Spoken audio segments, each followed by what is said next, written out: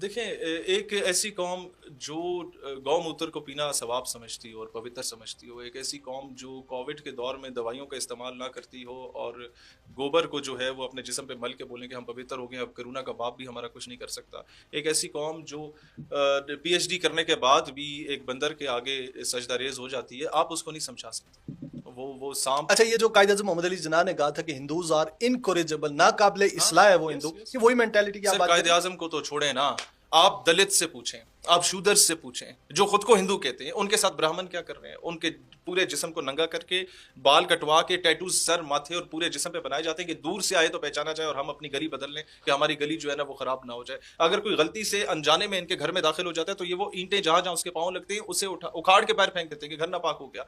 कोई वहाँ का ऊँची ज़ात वाला सो कॉल्ड हिंदू जो है वो अगर ज़्यादती करता है किसी दलित और शूदर लड़की के साथ, तो कहा जाता है तुम पवित्र हो गई हो, तुम पाक हो गई हो कि तुम एक ब्राह्मण का हाथ लगाए।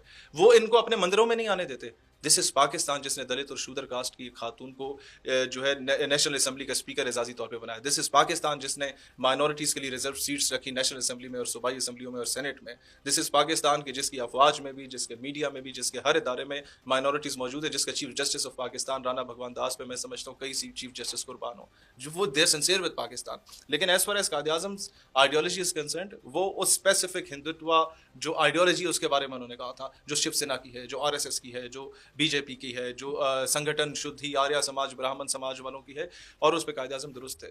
आज जो लोग ये कहते अमली हैं तौर पे वही हालात है ना जो आज वही हम कुछ देख हो रहे रहा है, वही कुछ हो रहा है। लेकिन मैं आपको एक बात बताऊं, मेजर गौरव वारिया ने आज एक स्टेटमेंट दी है कि हम ऑर्डर करेंगे अपने अननोन सोल्जर्स को जो पाकिस्तान में बैठे कि एक कप्तान को मारने का 10 लाख, मेजर को मारने का 20 लाख और कर्नल को मारने का 30 लाख हम देंगे। तो मैं मेजर साहब को सिर्फ एक बात कहना चाहता हूं कि आपके तो 1500 अननोन वॉरियर्स इधर मौजूद होंगे, लेकिन ये याद रखें, डरे उस वक्त से कि हमारा तो 25 करोड़ अननोन वॉरियर्स हिंदुस्तान में मौजूद हैं जो कलमागो हैं, और 12-14 करोड़ वो हैं जो गुरुद्वारे जाते हैं, जिन्होंने खालिस्तान बनाना है। आप डरे उस वक्त से कि जिस दिन हम लोग अपने केपीके में जो अस्करियत पसंद है उनसे भी मुज़ाकरात करने पे आ जाएं कि जनाब अली पहले तो उस काफिर को जवाब दो, उसके बाद आपस में अपने मामलात को देख लेंगे।